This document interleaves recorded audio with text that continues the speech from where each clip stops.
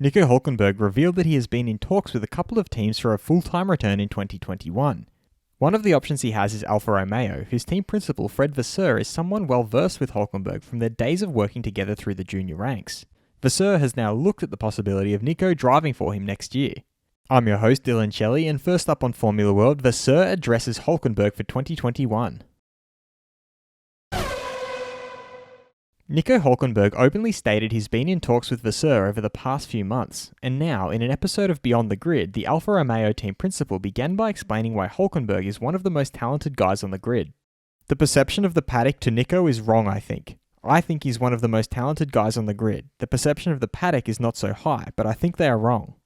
He looked back at their time together. I know him very well. He raced for me for 2 or 3 seasons in a row. When you are winning, it is always easy. When you have a season where you start with poles, wins, you were champion quite easy. Okay, you did the job. He then looked at the possibility of Nico driving for them next year. Honestly, it's a bit too early for us. I need to discuss the point with my shareholders and to know what Kimi wants to do. And I don't want to disturb the team so far. It would be the worst kind of scenario to try to have those discussions today. He concluded by explaining they first have to become a team that is attractive to drivers.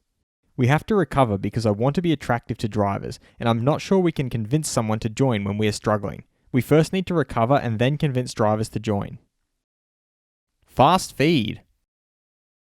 After careful consideration, Williams have elected not to proceed with the formal appeal as they believe the FIA's decision to seek the prohibition of extensive car copying for 2021 onwards addresses their most fundamental concern.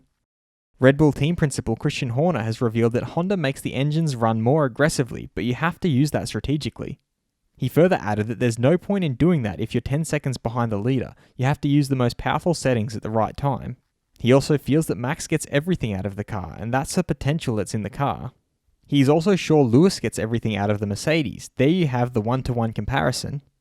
His driver Max Verstappen thinks the track at Barcelona is also quite hard on the tyres, so he is not sure how they will hold out in the heat. Former F1 driver turned analyst Jolyon Palmer feels that Max Verstappen is really giving Red Bull a headache when looking for a second driver. It looks like there won't be many drivers coming close to Verstappen at the moment. He also feels that Vettel is no longer hiding his frustrations. Meanwhile, on the other side of the garage, Leclerc is driving as well as ever, which is only worsening the situation for Vettel.